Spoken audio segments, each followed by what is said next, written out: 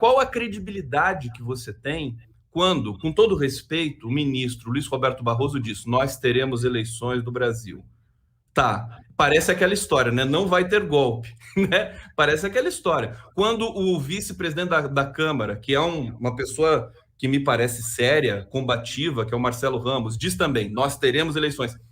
Eu vejo as eleições ameaçadas e grande parte das pessoas politizadas pensantes nesse país também vê as eleições de 2022 ameaçadas. Acho que a gente está brincando, acho que a gente está achando que as coisas vão encontrar o seu rumo correto, como só ia acontecer aí nos artigos que vem da mídia tradicional, tentando apaziguar. Eu não entendo, Leonardo, uma coisa, eu até pergunto para você e para o público que está nos assistindo aqui, que vocação é essa para a conciliação que o Brasil tem?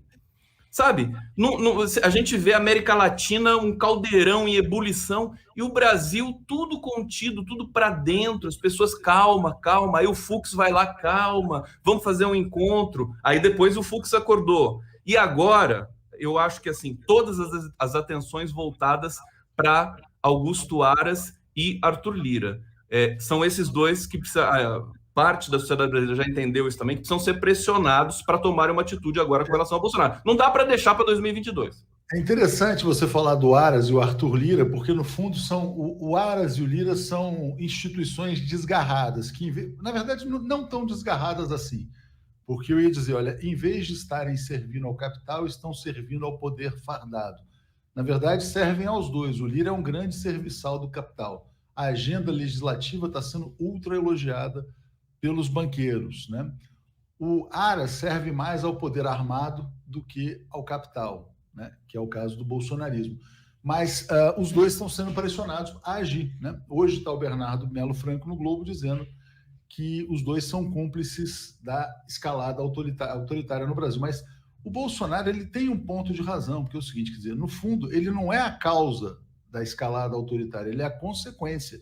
A grande violência política no Brasil foi articulada por esses que fizeram o manifesto. Esses que... Eu não tinha visto, mas é essencial esse detalhe que você pega, Conde, de os nossos 200 milhões de habitantes. O manifesto é encabeçado pelo Pedro Moreira Salles, dono do Itaú Unibanco, e o Roberto Setúbal, dono do Itaú Unibanco. Esses dois são os grandes operadores da maior violência política da história do Brasil, que foi o golpe contra a ex-presidente Dilma Rousseff. Bom, degenerou em fascismo? Não existe neoliberalismo sem fascismo. Desculpa, eles tinham que ler mais a Marilena Chaui. Não leram Marilena Chaui e agora estão aí nessa de mas veja bem, queremos neoliberalismo, mas não queremos fascismo. Eles que vão ter que limpar essa lambança que fizeram. Joaquim Nogueira está dizendo, está dizendo assim, não vai cumprir pela força das armas com o apoio do capital, um assalto ao Planalto. O povo sempre esteve fora das armas do judiciário e do legislativo. Exatamente. O povo no poder, na verdade, foi um pequeno interregno. Eu li uma vez, Conde, um livro do Fábio Conder Comparato, e ele fala que os governos populares no Brasil, Lula e Dilma, eles são muito mais a exceção do que a regra, né? Então a gente talvez tenha se viciado nessa ilusão criada por uma exceção, né? Zaira Souco está dizendo, bom dia aqui para gente, Valéria Dalegrave, muito bom ver o Conde aqui, gostei da visão poética da política, o povo brasileiro é a alma do país. O Brasil hoje é um morto-vivo, um zumbi. Eu também tenho a sensação de que o Brasil é um morto-vivo. E aí, quando vem, olha que curioso, né? Quando vem as Olimpíadas, as pessoas ficam agora resgatando a patriotada. Hoje eu estava vendo, tinha anúncio na primeira página do Globo, da Folha e tal, XP, do Guilherme Benchimol, né? Patrocinadora dos Jogos Olímpicos de Tóquio, do Comitê Olímpico Brasileiro, e dizendo que vai patrocinar em 2024, né, em Paris também. E aí dizendo, não, olha, vocês, atletas, o nosso orgulho de ser brasileiro. A XP, na verdade, ela simboliza um pouco essa geração. Parece que a gente tem uma geração XP no Brasil, todo mundo achando que vai ficar rico comprando e vendendo ação, etc. e tal. Eles também foram grandes apoiadores do golpe de Estado contra a Dilma, e agora ficam querendo dizer, não, ser brasileiro é legal, olha aí os nossos atletas e tal.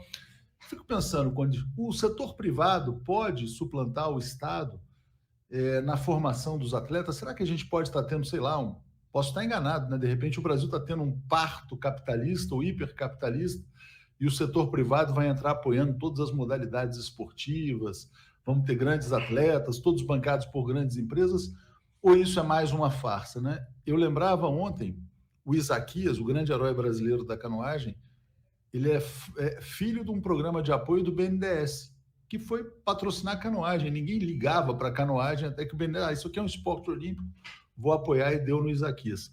Será que a XP vai formar grandes campeões olímpicos ou não? Olha, eles devem estar sedentos pelo mercado do esporte, pelo que ele pode gerar, né, em termos de propaganda, enfim, até de lavagem de dinheiro, me desculpa aqui a sinceridade, mas sabe, é o oportunismo, né? Estão pegando carona na onda. Esse é o, digamos, o habitué desses operadores aí do mercado.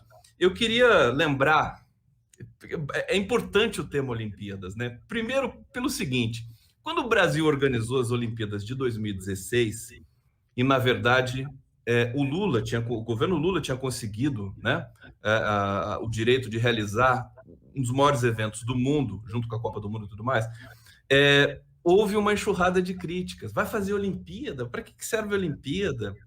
Eu quero... Esses caras que agora estão dizendo que esses caras, viva o Brasil, viva o verde e amarelo. Isso.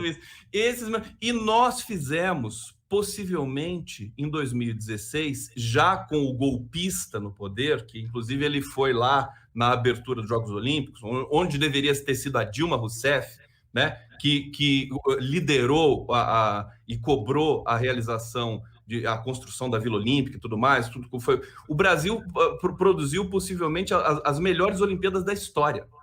Todas as delegações elogiaram, assim, inflamadamente, a organização brasileira. E a imprensa, ninguém falou nisso, né? Ficam falando do Japão agora, com a Olimpíada atrasada por causa da pandemia, estádios vazios por causa da pandemia e tudo mais. Você vê a síndrome, não é nem um complexo, é uma síndrome de vira-lata. A gente está voltando ao viralatismo. Sabe o que a gente está voltando, Conde? É o seguinte, olha só, o Brasil não servia para organizar a Olimpíada. O Brasil não servia para organizar a Copa do Mundo. Mas o Brasil vai ser aquele país que, assim, sabe aquela coisa bem Galvão Bueno mesmo, assim, o país na merda, passando fome.